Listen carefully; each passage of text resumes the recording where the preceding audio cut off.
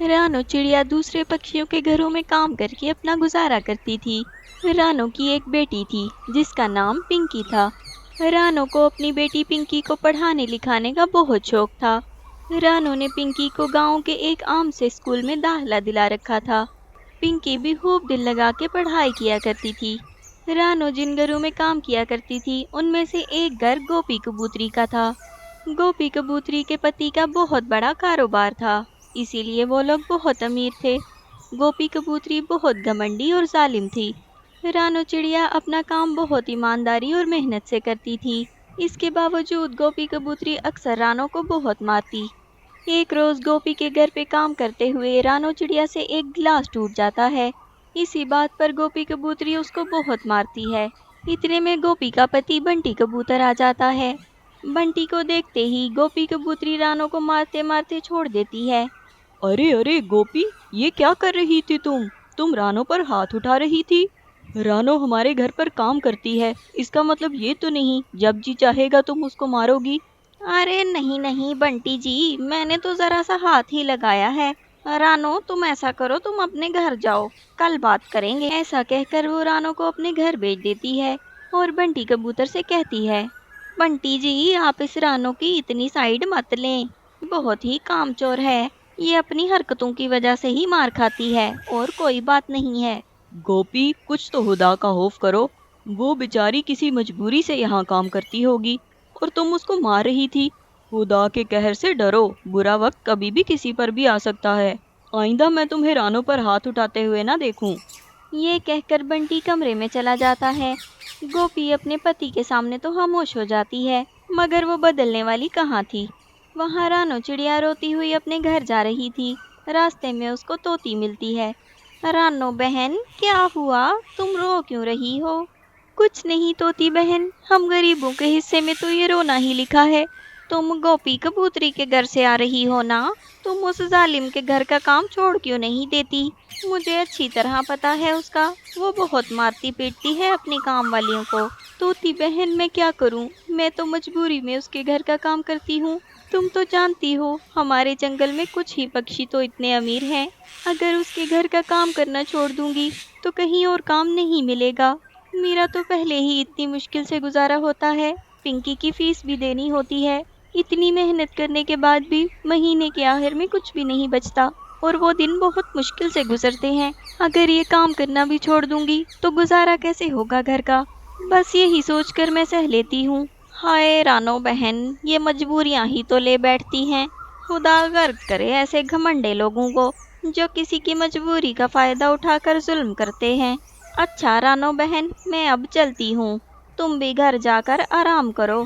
رانو چڑیا تو بہت مجبور تھی، اتنا سب کچھ ہونے کے باوجود اس نے کبھی پنکی کو کچھ نہیں بتایا تھا، کیونکہ وہ نہیں چاہتی تھی کہ پنکی کے ذہن پر برا اثر پڑے۔ رانو چڑیا اس رات روتے روتے سو جاتی ہے۔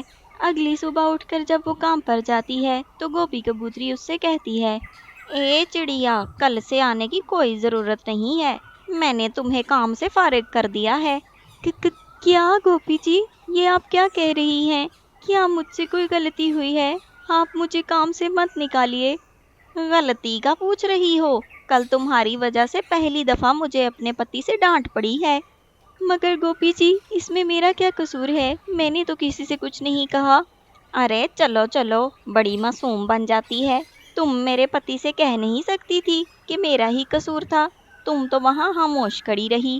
بس بہت ہو گیا، ویسے بھی میں تم سے بہت تنگ آ چکی ہوں، چلو نکل جاؤ میرے گھر سے، دوبارہ آنے کی کوئی ضرورت نہیں، اور تم اس مہینے کا ایڈوانس تو پہلے ہی لے چکی تھی، اسی لیے تمہارے کوئی پیسے نہیں بنتے یہاں۔ گوپی کو اس بات کا غصہ تھا کہ رانو کی وجہ سے اس کے پتی نے اس کو ڈانٹا، اسی وجہ سے وہ رانو کو گھر سے نکال دیتی ہے۔ رانو چڑیا بہت دکھی اور پریشان تھی، گوپی نے تو اس کی ایک بھی بات نہیں سنی تھی۔ رانو کے پاس گھر پر جو پیسے پڑے تھے ان کا وہ راشن لے آتی ہے۔ اتنے میں پنکی آ کر رانو سے کہتی ہے، مما ٹیچر کہہ رہی تھی کل اسکول کی فیس ضرور لے کر آنا، اور ٹیچر کہہ رہی تھی 3 دن کے اندر اندر فیس جمع کروانی ہے۔ پنکی کی فیس کا سن کر رانو اور پریشان ہو جاتی ہے۔ رانو نے پنکی کو بھی یہ نہیں بتایا تھا کہ گوپی کبوتری نے اس کو کام سے نکال دیا ہے۔ رانو سوچتی ہے کہ نیا کام ملنے تک وہ کسی سے ادھار پیسے لے لیتی ہے جس سے وہ پنکی کی فیس دے سکے۔ رانو باری باری محلے کے سب پکشیوں کے پاس جاتی ہے مگر رانو کو ادھار پیسے کہیں سے نہیں ملتے۔ اب رانو تو بے حد پریشان ہو چکی تھی۔ رانو نے اتنی محنت اپنی بیٹی کو پڑھانے لکھانے کے لیے ہی تو کی تھی۔ رانو ایک پیڑ کے نیچے بیٹھ کر رونا شروع کر دیتی ہے۔ روتے روتے رانو کی نظر سامنے پڑتی ہے، وہاں کچھ کچرا پڑا ہوا تھا۔ اس کچرے میں رانو کو ایک بہت پیاری سی کرسی دکھائی دی۔ وہ کرسی بالکل نئی اور صاف لگ رہی تھی۔ رانو نے اس کرسی کو دیکھ کر سوچا، ارے یہ کرسی تو بالکل نئی لگ رہی ہے، پتہ نہیں کون اس کچرے میں پھینک گیا، شاید کسی کو پسند نہیں ہوگی اسی لیے اس نے اس کو کچرے میں پھینک دیا۔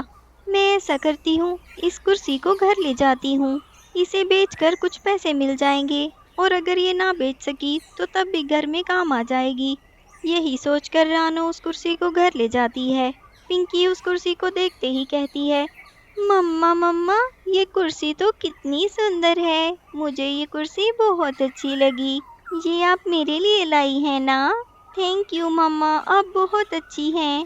پنکی سمجھ رہی تھی کہ رانو وہ کرسی اس کے لیے لے کر آئی ہے۔ پنکی فوراً سے اس کرسی کے اوپر بیٹھ جاتی ہے۔ کرسی پر بیٹھ کر وہ کہتی ہے، مما مما آج میرا بریانی کھانے کا بہت من کر رہا ہے۔ پنکی کے ایسا کہتے ہی اس کے سامنے ڈھیر ساری بریانی آ جاتی ہے۔ رانو اور پنکی یہ دیکھ کر بہت حیران ہو جاتی ہیں۔ مما مما یہ بریانی یہاں کیسے آ گئی؟ پتہ نہیں پنکی بیٹا، میں تو خود بہت حیران ہو رہی ہوں۔ مما مجھے لگتا ہے میں نے اس کرسی پر بیٹھ کر ایسا کہا ہے، اسی لیے یہ بریانی یہاں آئی ہے۔ میں اب کچھ اور مانگ کر دیکھتی ہوں۔ کرسی کرسی مجھے بہت سارے پھل اور ایک اسکول بیگ دلوا دو۔ پنکی کے ایسا کہتے ہی اسکول بیگ اور بہت سارے پھل وہاں آ جاتے ہیں۔ اب رانو اور پنکی کو پتہ چل چکا تھا کہ یہ ایک جادوئی کرسی ہے اور اس سے جو بھی مانگو وہ آ جاتا ہے۔ اب رانو اور پنکی کو جس بھی چیز کی ضرورت ہوتی وہ اس کرسی پر بیٹھ کر مانگتے اور وہ ان کے سامنے حاضر ہو جاتی۔ دیکھتے ہی دیکھتے وہ دونوں ماں بیٹیاں اس کرسی سے بہت کچھ مانگتی ہیں۔ اب رانو اور پنکی کے پاس ہر چیز موجود تھی۔ کچھ ہی دنوں میں رانو بہت امیر ہو جاتی ہے۔ رانو نے اپنا گھر بھی نیا بنا لیا۔ پنکی کو بھی رانو نے بہت اچھے اسکول میں داخل کروا دیا۔ رانو کے اب اچھے دن شروع ہو چکے تھے۔ وہاں گوپی کبوتری کے پتی کو کاروبار میں بہت نقصان ہو گیا، ان کو اپنا گھر تک بیچنا پڑا۔ اب گوپی کبوتری اپنے پتی کے ساتھ ایک چھوٹے سے گھونسلے میں رہ رہی تھی۔ گوپی کے گھر کے حالات اتنے برے ہو چکے تھے کہ وہ سوچ رہی تھی کسی کے گھر پہ کام کر لیا کرے۔ گوپی کام کی تلاش میں رانو کے گھر پہنچ جاتی ہے۔ گوپی نہیں جانتی تھی کہ یہ رانو کا گھر ہے۔ وہ گھر بہت بڑا اور بہت سندر تھا۔ گوپی کو لگا کہ یہ کسی امیر پکشی کا گھر ہے، یہاں اس کو کام ضرور مل جائے گا۔ یہی سوچ کر وہ اس دروازے پر دستک دیتی ہے۔ رانو چڑیا کو دیکھ کر وہ بہت حیران ہو جاتی ہے۔ رانو تم اس گھر میں کیا کر رہی ہو؟ لگتا ہے تم پہلے سے یہاں کام کرتی ہو۔ میں تو یہاں کام کی تلاش میں آئی تھی مگر تم تو پہلے ہی یہاں کام کر رہی ہو۔ کبوتری بہن میں یہاں کام نہیں کرتی، یہ گھر میرا ہے، میں اس گھر کی مالکن ہوں۔ کیا اتنا بڑا گھر یہ تمہارا گھر ہے؟ ہاں ہاں گوپی بہن یہ گھر میرا ہے، برا اور اچھا وقت ہمیشہ تھوڑی رہتا ہے۔ یہ سن کر گوپی شرمندہ ہو جاتی ہے۔ شرمندہ ہو کر ابھی وہ جانے ہی والی تھی کہ رانو چڑیا اس سے کہتی ہے، گوپی بہن میں نے تمہارے حالات کے بارے میں سنا ہے، تم یہاں کام ڈھونڈنے آئی تھی، اگر تمہیں کام چاہیے تو میں تمہیں کام دے سکتی ہوں۔